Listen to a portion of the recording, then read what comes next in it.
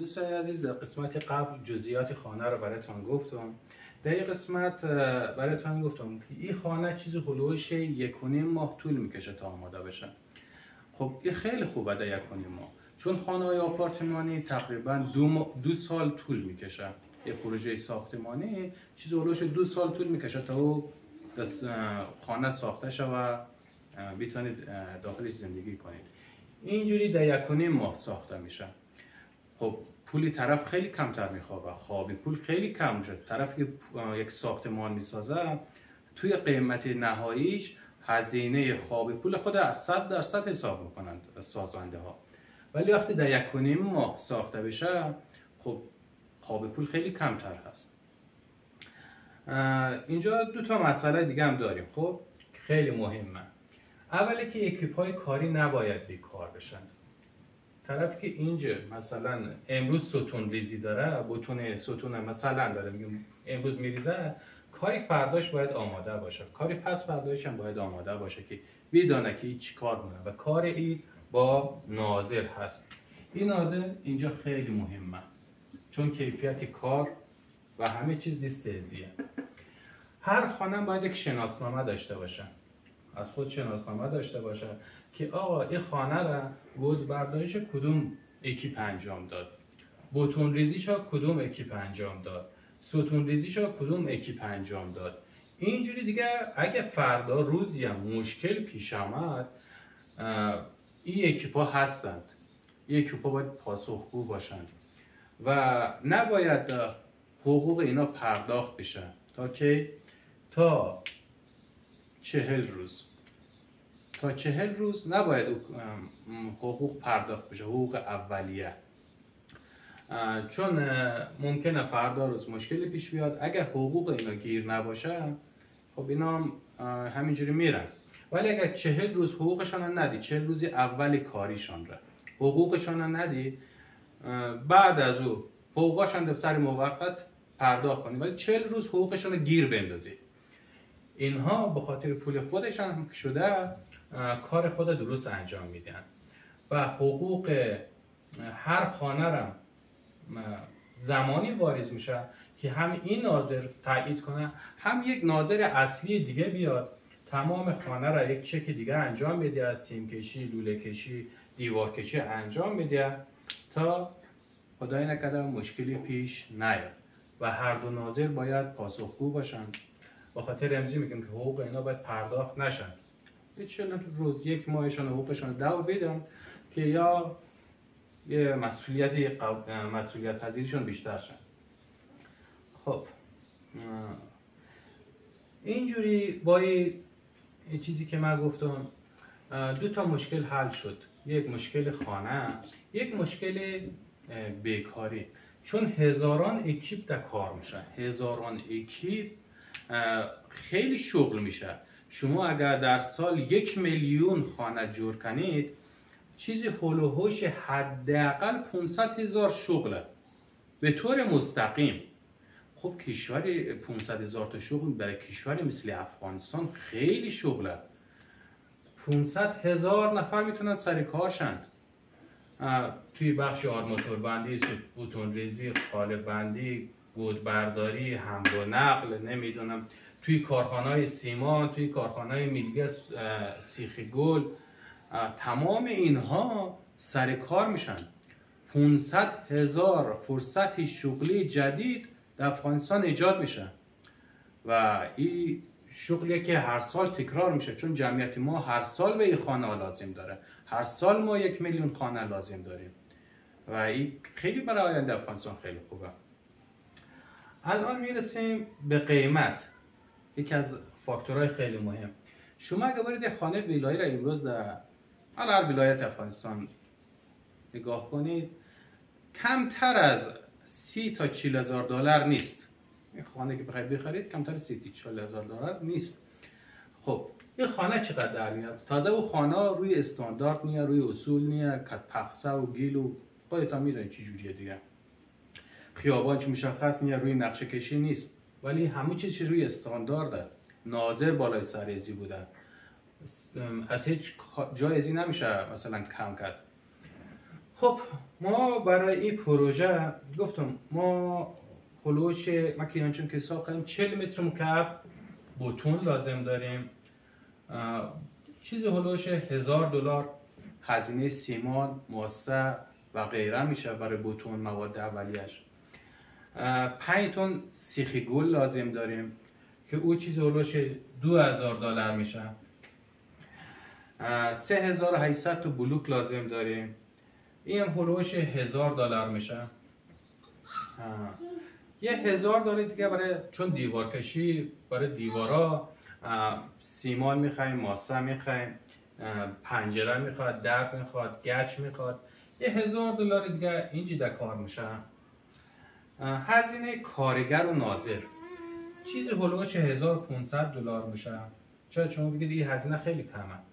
نه عزیز من، ما گفتیم نیروها را به هیچ عنوان بیکار نمیذاریم. اون ناظر وظیفهش شکلی از شغلش یکی فردای این اکیپ خودش، هر اکیپ یک ناظر داره، این اکیپش فردا باید چیکار کنن؟ اینا چون بیکار نمیشن، روی کار خود تخصص پیدا کنن، بعد از یک مدت کار خیلی هم سریعتر انجام میدن، هم با کیفیت بهتر انجام میدن. $1500 کافی هست برایشان. این مواد اگه شما میگه که 1000 و 2000 مواد بیشتر در میاد، چون ما در متراژ سنگین داره کار کنیم، 1 میلیون خانه در ساله، ما که نمیره از مغازه بگیره در نفر. این از کارخانه ها با کارخانه ها قرارداد بسته میشه.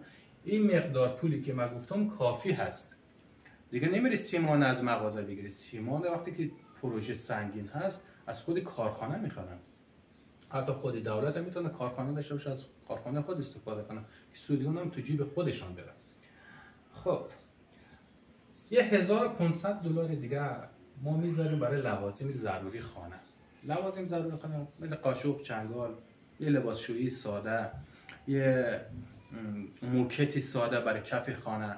البته بگیم زیر کف باید چیز باشه، بعدی که موزاییک زده شد یه آیق 5 میل تا 7 میلیمتری فوم در کار ببریم. این باعث میشه که سرمایه کف کار به بدن نرسه، بدن اذیت نکنه، هم نرم میشه، هم سرمایه زمین به بدن دیگه نمیرسه. اینجا چیزی هلوش تا حالا $8000 شد تا اینجا. خب $2000 دیگه هم میگیریم در نظر میگیریم برای دولت. خب 2000 چون دولت هم خرج داره، این برای دولت خیلی مفیده. جمعی کلیش میشه $10,000. خب خانه‌های دیگر که گفتم اینا خانه میخرید در هر ولایت کمتر از $30,000 نیست، ولی اینجا با $10,000 صاحب خانه میشه. دولت هم $2,000 در هر خانه گیرش میاد. سال 1 میلیون خانه اگر مساخت بیتونن جور کنن، یعنی سال $2 میلیارد درآمد برای امارات اسلامی، که $2 میلیارد خیلی کارا میتونه امارات انجام بده. خیلی پولی سنگینی هست، یعنی کل الان بودجه افغانستان $2 میلیارد به زور داره میرسه، ولی الان $2 میلیارد فقط میتونه از خانه سازی گیرش بیاد. هم مردم مشکلش حل میکنه، هم شغل ایجاد میشه، هم $2 میلیارد هر سال داره گیرش میاد. هم خیلی برش فایده است.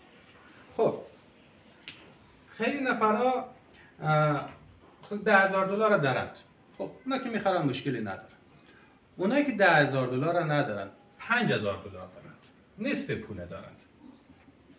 خب اونا میتونن خانه را بخرند یا کمتر $2,000 دارند. خب اولویت اول با 10,000 جای خوب دوام میدید، بعد میرسید به 5، بعدش هم به $2,000. اینا میتونن خانه رو تحویل بگیرن. الان مثلا کرایه میدن، با اینا کرایه کمتر از 5-6 هزار افغانی نیست. خب 5-6 هزار افغانی به جایی که در صاحب خانه بیدین، سند خانه را درشان نمیدید، سند خانه را گروی بانک میذارند مثل کشورهای خارجی. این $5-6 هزار افغانی که میخوان بیدین در دولت، بیدین در صاحب خانه، میدین در بانک به عنوان باز پرداخت برای از خانه. اینقدر پرداخت میکنند تا بیتونند این خانه را بخرند. خب اینجور خیلی هم میگی صاحب خانه میشند. البته گفتم این ویدیو را ما برای صاحب منصبا، برای کسانی که در رأس نظام امارات اصلا درست کردم.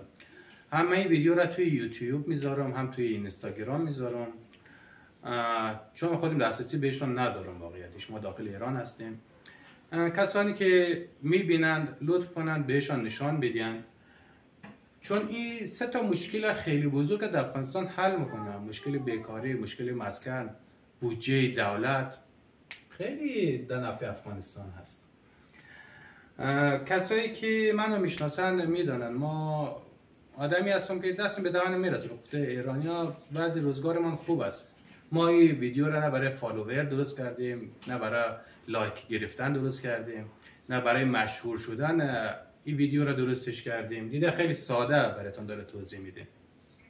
این ویدیو را ما درست کردم که بگیم این فکر ما داریم، این فکر عملی هم میشه. تمام این چیزایی که من گفتم در افغانستان هم میشه درست کرد. سیمانش کارخانه‌اش داریم، سیخ گلش داریم، بلوک زنی دستگاهاش داریم، گچ کاری دستگاهاش داریم، کارگرش داریم، ناظرش داریم.